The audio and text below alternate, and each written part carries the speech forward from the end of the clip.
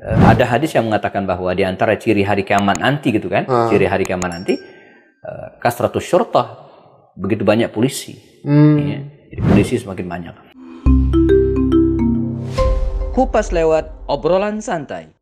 Bismillah, jumpa lagi di Close, Kupas lewat obrolan santai bersama guru kita semua, Ustadz Happy Andi Bastoni. Assalamualaikum Ustadz. Assalamualaikum warahmatullahi wabarakatuh. Alhamdulillah, sehat ya Ustadz ya?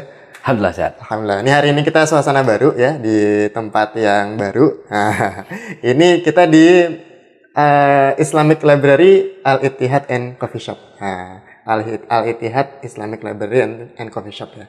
Ini tepatnya di Jalan Drupada di Kota Bogor ya. Jadi teman-teman kalau misalnya lagi main ke Kota Bogor, ada Masjid Al-Ittihad ya di Komplek Drupada. Agak masuk ke dalam kompleks sedikit. Nah, di situ ternyata ada coffee shop.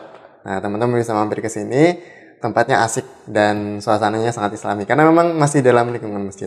Nah, kita ke topik ya, Sat, yang mau kita bahas ya, Sat. Ada yang lagi panas ya memang topik ini dan memang kita agak harus hati-hati juga bahasnya. Topik yang mungkin sebulan ini ramai sekali ya, meramaikan jagat media sosial, di TV, di semuanya gitu ya. Bahkan di koran-koran ya. Jadi kasus tentang yang lagi ramai ini kasus tentang polisi, Zat. Ya, ada kasus ramainya tuh polisi tembak polisi ya, oknum polisi. Nah ini membuat publik tuh jadi banyak yang akhirnya ramai ya, Zat. Gitu, karena memang ya banyak cerita ya, awalnya kronologinya seperti ini terus berubah lagi seperti ini dan akhirnya ternyata ini melibatkan banyak oknum juga gitu. Nah cuman kita nggak mau bahas kasus itu. Yang kita mau bahas adalah kalau zaman Rasulullah SAW, ini sebenarnya polisi itu udah ada apa belum sih, Sat? Yeah. Terus zaman itu tugasnya apa aja dan harusnya memang itu kan bisa jadi ya apa ya pelajaran yang mungkin kita bisa ambil untuk kita terapkan hari ini. Iya. Ya ini kita bicara hal yang sangat penting ya. Dan kalau kita sebelum bicara tentang adakah kepolisian di zaman Rasulullah, kalau kita lihat hari ini bicara tentang polisi ini bagian yang sangat penting dalam sebuah negara ya. Yang memang disayangkan di Indonesia image bahwa kepolisian itu nggak bagus itu memang terus naik gitu ya. Jadi bahkan ada survei gitu ya. Bagaimana pandangan Anda tentang kepolisian hari ini ya itu 95% menyatakan kekecewaan gitu ya. Jadi ini saya kira saatnya kita mulai berbenah di negara kita dan bisa dimulai dari aparat kepolisian ini ya dengan apa namanya ya membenahin lagi akhlaknya, karakternya, kemudian perilakunya. Jadi jangan sampai membuat masyarakat itu semakin dalam tanda kutip semakin sebel dengan kepolisian ya. Ungkapan biasanya cuma nilang doang ya. Kemudian kalau kambing hilang lapor polisi jadi sapi yang hilang itu ini kan di mana-mana begitu ya. Ya, yang hilang sih kambing ya, tapi begitu lapor ke polisi jadi kenapa jadi sapi yang kejual? Ini kan harus bikin proses itu, acara lagi. Gitu. Jadi catatannya. Nah ditambah lagi dengan informasi hari ini, bagaimana penegak keamanan gitu kan, yang harus jaga masyarakat, tapi justru tidak aman bahkan mereka saling baku hantam tembak sendiri. Dan ditelusuri di belakangnya orang yang sangat penting yang selama ini menentukan kebijakan di negeri ini ya. Ini silakan mungkin teman-teman yang lain membedah kasusnya, tapi kita akan bicara tentang bagaimana sih kepolisian dalam pandangan Islam. Apalagi nanti tadi tanya apakah di zaman Nabi ada polisi apa enggak gitu ya. Ya tentu saja dalam hal kelembagaan di zaman Rasulullah ya belum ada polisi gitu ya. Tapi fungsinya, nah ini menarik, fungsinya itu sudah ada. Ya. Karena kalau kita bicara tentang polisi itu kan dia fungsinya untuk menjaga. Ya. Menjaga ini bisa menjaga pemerintahan, artinya menjaga dalam hal ini menjaga Rasulullah gitu kan. Itu banyak para sahabat Nabi sudah jadi polisi menjaga Rasulullah ya. Nanti pada kekhalifahan berikutnya menjaga Pak Khulafaur Rasyidin. Ya, apalagi setelah terbunuhnya Ali bin Abi Thalib ya, sebelumnya ada Abu Umar bin Khattab yang juga terbunuh ketika sholat. Nah sejak itu kemudian pada masa Bani Umayyah itu betul-betul diwujudkan sebuah lembaga yang memang membackup pemerintahan dalam hal ini ya. Atau juga menjaga masyarakat. Nah, jadi bukan hanya pemimpin pemerintah ya, tapi juga masyarakat yang dijaga. Bahkan Kita tahu bagaimana Umar bin Khattab itu kalau kita bicara tentang penjagaan, dia turun langsung gitu ya, memastikan bahwa masyarakatnya dalam keadaan aman. Nah, jadi secara fungsi ya di masa Rasulullah, para sahabat, ya polisi itu udah ada. Ya, yang secara tugas, fungsi ya. Secara fungsi ya. Secara lembaga waktu itu belum ada. Nah, kalau secara lembaga di zaman Razi mungkin belum ada. Ya. Nah, di zaman Umar itu mulai terbentuk. Mulai terbentuk lembaga pengamanan, keamanan ini ya. Misalnya Umar mengangkat ada seorang wanita. Ini menarik, perempuan ya. Dia veteran perang Badar emang ya. Kalau sekarang mungkin perempuannya veteran perang Badar, perempuan. Ya, veteran perang beberapa, bukan hanya perang Badar ya, dia perang Khandaq di zaman Rasulullah. Jadi badannya besar ya, mungkin galak kali ya. Nah, namanya Syifa binti Abdillah. Beliau ini diangkat oleh Umar untuk menjadi polisi pasar. Jadi pengawas pasar. Nggak ada yang berani macam-macam menaikin harga ataupun curang dalam timbangan, jual barang nggak benar, wah dia akan berhadapan dengan Syifa binti Abdillah. Bahkan punya prinsip, selagi Syifa binti Abdillah menjadi polisi pasar dan Umar jadi khalifah, nggak ada yang berani macam-macam. Nah, ini kan fungsinya sudah ada gitu ya. Jadi menjaga keamanan di pasar, tidak ada yang terzalimi gitu ya. Itu di masa Umar bin Khattab. Nah, tapi yang menarik, Nabi itu kalau kita cek beberapa hadis sempat menyebut kata syurtah ini ya, kan bahasa Arabnya polisi itu kan syurtah. Ya, jadi udah ada nih kata syurtah itu udah ada ya. Misalnya beliau menyebut Qais bin Sa'ad bin Ubadah, anak dari Sa'ad bin Ubadah namanya Qais. Itu disebut sebagai Qais ini sebagai syurtah lil amir ya. Dia penjaga pemimpin. Jadi kalimat syurtah.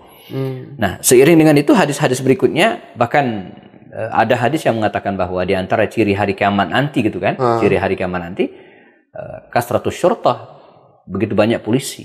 Ya. Jadi polisi semakin banyak. Bahkan ada juga hadis riwayat Imam Ibnu Hibban itu dan riwayat Imam At-Tabarani itu mengatakan bahwa jelang hari kiamat nanti polisi itu pokoknya dengan kalimat yang tidak bagus lah gitu kayak. Ya, jadi teman-teman mungkin nanti bisa dicek lagi nas-nasnya ya. Sudah ada isyarat tersebut ya. Nah, jadi kekacauan antar polisi itu sudah. Jadi ciri khas misalnya banyaknya syurtoh ya, akan banyaknya polisi gitu ya. Sekarang kan begitu ya. Kemudian kekacauan akan yang terjadi bahwa kalau bisa, bahkan ada hadis teksnya, kalau bisa jangan jadi polisi gitu, ada itu. Oh gitu. Jadi ya saking image-nya itu buruk gitu ya, jelek. Jadi sama juga ketika Nabi mengatakan seburuk-buruk pasar, seburuk-buruk tempat adalah pasar kan, artinya bukan berarti kita nggak boleh ke pasar kan. Nah, betul. Kalau disebut bahwa profesi polisi tadi nggak bagus, bukan berarti nggak boleh. Justru orang-orang baik itu menurut saya harus jadi polisi, gitu ya, supaya bisa mewarnai. Kalau polisinya penjahat semua kan jadi rusak di negeri. Jadi orang-orang soleh, teman-teman yang soleh dan soleha, soleha ya, itu nggak masalah ya. Kebayang lagi kita polisinya hafal Quran, akhlaknya bagus gitu kan. Yang paling penting kan akhlak ini, jadi moral ini gitu kan. Bagaimana mereka harus menjaga dan didambakan sekali. Kita punya polisi yang punya moral yang bagus, yang berani nolak suap, berani tidak menilang pelanggar di tempat gitu ya. Wah. Dan ini ada faktanya, kita belajar dari banyak negara misalnya. Yang saya tahu Hong Kong misalnya. Hong Kong kan terkenal sekali. Jadi kalau ada yang melanggar, kemudian siapapun dia gitu kan, siapapun dia, pejabat atau apapun ya ditindak. Dan terkenal ketika ada yang pengen misalnya saya pejabat, maka keluar dari lisan mereka, ini Hong Kong boom. Ini Hong Kong boom. Jadi nggak bisa ditawar gitu kan. Kalau kita di sini kan banyak negonya gitu ya.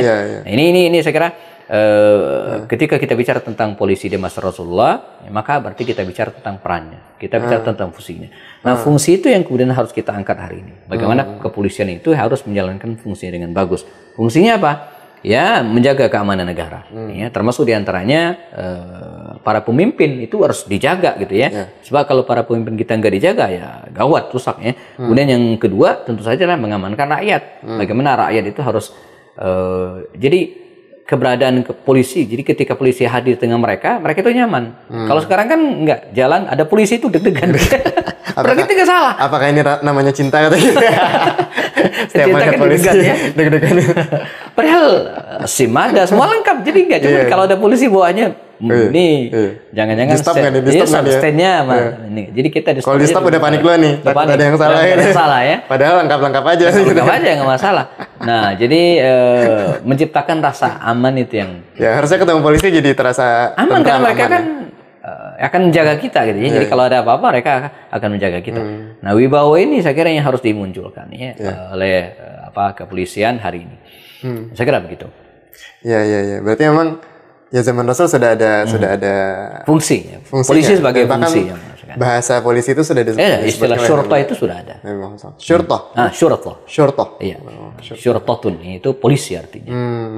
Iya. Dan berarti ya masalah-masalah antar itu mungkin ya Nabi udah bisa memprediksi ya karena memang ya ketika ada lembaga keamanan tapi memang ada segelintir orang yang ingin memanfaatkan orang-orang yang ada di lembaga keamanan ya akhirnya terjadilah mungkin suap menyuap gitu saja supaya diamankan usahanya bisnisnya atau mungkin praktek kecurangannya gitu kan karena memang kan yang sekarang rame itu kan kayak dari kasus yang lagi rame ini kan ternyata ada yang di berita ya yang rame di berita itu ada ternyata konsorsium perjudian yang ternyata itu melibatkan beberapa oknum itu ya. Nah, itu berarti menjadi penting juga ya orang-orang soleh itu atau orang-orang baik itu harus masuk ke dalamnya, tapi justru harus mewarnai, bukan terwarnai. Iya betul. Jadi ini emang harus orang yang punya karakter yang kuat gitu ya. Jadi yang dia bisa membaur gitu kan, tapi tetap berbeda. Ini dalam kalimat yakhtalituna walakin yatamayyazun tadi itu. Jika mereka membaur dengan siapapun, tapi pada sang sama dia punya tamayyaz, berbeda dengan yang lain. Gitu ya. Makanya kepolisian ini ya dia tidak bisa dinafikan harus ada, nggak bisa harus ada gitu kan. Nah tinggal bagaimana kita membenahi kepolisian ini ya diisi dengan orang-orang soleh, kemudian pengamanan yang ketat gitu kan, karena di zaman dulu di masa pemerintahan para khalifah dulu ya Bani Umayyah ya mereka mau dikontrol oleh penguasa, jadi kalau ada polisi yang macam-macam langsung diselesaikan gitu kan. Nah itu juga harus saya kira penting gitu ya. Jadi di satu sisi polisinya harus kuat, dia harus kuat ketika dulu kan dia menyatu di bawah TNI gitu kan. Sekarang kan dia sudah terpisah sendiri ya, dia punya, tapi bukan karena dia punya kekuatan yang dahsyat gitu kan, wewenang yang tinggi, lalu kemudian jadi macam-macam gitu kan, karena merasa jagoan gitu kan. Nah, ini juga sekarang salah gitu ya. Dia tetap harus ada kontrol dari pemerintah ya. Kalau misalnya wallahualam bagaimana caranya, kalau teman-teman di Bea Cukai Pajak itu kan mengantisipasi korupsi itu biasanya mereka mutasinya itu cepat, baru 2 tahun udah pindah, jadi dia nggak sempat membuat kerajaan di situ gitu ya, berkerajaan. Nah mungkin kepolisian seperti apa ya, apakah dengan CCTV gitu kan? Cuman kalau pakai CCTV mereka matiin ya, udah repot ya bang. Kayak KM50 mati juga. Iya emang harus dari dalam sih ya. Jadi pengawasan itu emang tidak cukup dengan dengan CCTV, tapi yang harus CCTV-nya CCTV Allah gitu ya. Kalau CCTV manusia ya dimatiin, setelah itu dia mau ngapain aja kan enggak. Sudah dihilangkan. Dari situ aja kita harus curiga sebenarnya. Betul.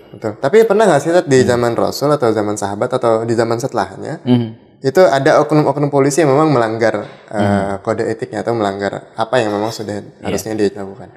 Kalau di zaman Rasulullah mungkin saya nggak ketemu ya, tapi kisah-kisah tersebut kita temukan dalam pemerintahan Bani Umayyah gitu kan, di mana Muawiyah bin Abu Sufyan kalau tidak salah itu pernah menindak seseorang yang dianggap abai dengan dengan tindakannya. Tapi itu penting. Jadi kekuatan negara dalam hal ini, penguasa ya untuk mengontrol kebijakan di bawahnya termasuk polisi itu yang harus bagus ya. Sebab mereka kalau tidak, mereka kan yang punya wewenang, mereka punya senjata gitu ya, mereka punya kekuasaan, mereka punya power, mereka yang bisa menghilangkan alat bukti gitu kan, kan sudah, ini bukan mereka. Makanya negeri kita ini emang begini kadang saya lihat, kita sudah tahu itu keliru, tapi kita nggak bisa ngapa-ngapain. Gitu. Udah tahu kok itu salah.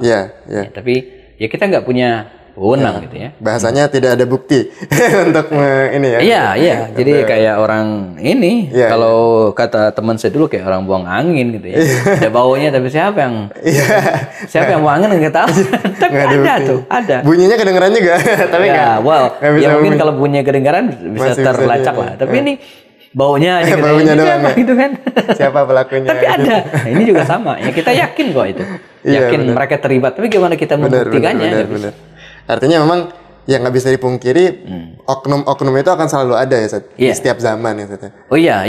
Dan memang balik lagi ketegasan dari pemerintahnya itu sendiri ya Seth ya. Memang harus harus tegas gitu. Karena kunci dari tegaknya peradaban sekarang sebagaimana disebutkan oleh Rasul dalam banyak hadis. Ya menindak tegas pelanggaran. Dalam bahasa saya itu menegakkan keadilan, hukum gitu ya. Ketika yang bersalah tidak dihukum atau sebaliknya kata Nabi, di antara yang bisa merusak itu kan ketika yang bersalah itu yang melakukan orang kecil gitu kan, maka dihukum. Tapi ketika yang melakukan pejabat gitu kan, maka tidak ditindak. Ini perusak banget gitu ya. Jadi ada pesan kayak kita Ustaz Didin Hafidudin dalam sebuah tausiah dalam ngurus negara itu kata beliau dalam level apapun dua hal ya. Pertama yang dibutuhkan itu tegaknya hukum, ya, orang salah dihukum dan seterusnya. Yang kedua masyarakat sejahtera. Itu aja. Jadi menegakkan keadilan dan menyejahterakan masyarakat. Keadilan dan kesejahteraan itu harus seimbang. Ya. Nah, menegakkan keadilan itu harus dari atas. Jadi gede-gede dulu tuh, itu dilibas duluan gitu kan. Ya. Sebaliknya menyejahterakan masyarakat itu harus di bawah. Ini kebalik. Sejahtera pejabat dulu. Yang dihukum adilnya. Keadilan orang kecil dulu yang nyuri timun ya. Yang diadili yang kecil. Itu kebalik gitu ya. Mestinya yang diadili yang ini dulu, yang kelas kakap dulu gitu diadili. Kalau kesejahteraan masyarakat dulu pejabat ntar gitu ya, kalau kebagian gitu kan mesti gitu. Ini kalau kesejahteraan udah dari yang paling gede. Makanya bagus kalau dalam perusahaan itu yang kalau ada kenaikan gaji yang dinaikkan yang paling bawah. Ada sebuah perusahaan di Jakarta itu dia memberangkatkan umroh karyawannya itu dimulai dari mana? Dari orang yang paling kecil gajinya. Jadi di antara karyawan itu mana yang paling kecil gajinya itu yang naik umroh. Ya. Selanjutnya terus, jadi yang paling gede gajinya terakhir.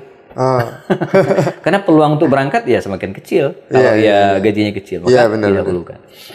Kalau yang di atas gajinya udah gede sebenarnya. Udah, dia bisa sendiri mungkin betul. Makanya pejabat-pejabat yang gajinya gede itu ya ntar aja naik gaji. Dari kecil aja dulu ya. Benar, saya DPR tuh yang paling naik terakhir ya. Sama presiden. Terakhir sama pemerintah. Jadi rakyat dulu. Office boy kalau dalam sebuah perusahaan dulu ya. Harusnya PNS tuh guru-guru dulu ya Seth ya. Guru di daerah itu ya Allah gajinya. Ditambah lagi dengan pendidikan attitude, pendidikan akhlak, moral. Ini memang harus betul-betul diperhatikan karena jika tidak sekuat apapun peraturan gitu kan, kalau tidak diawasi dari diri sendiri, wah itu akan itu tadi itu ya. CCTV ada, tapi kan bisa dihilangin gitu ya. Jadi alat bukti bisa dibikin gitu ya. Makanya ya hidup di zaman fitnah itu emang susah. Karena fitnah itu kan lebih kejam dari pembunuhan. Yang repot lagi ya, kalau dia membunuh kemudian memfitnah. Itu berat. Aduh, dosanya ngeri ya. Jadi fitnah itu lebih besar dari pembunuhan. Asyaddu minal qatl, akbar minal qatl. Nah, cuman dia membunuh habis memfitnah udah. Jadi dia yang membunuh tapi yang fitnah orang. Itu double tuh dosanya ya. Parah ya. Iya. Apalagi kalau itu dilakukan sama orang yang mestinya menegakkan hukum. Justru dia pelakunya. Iya.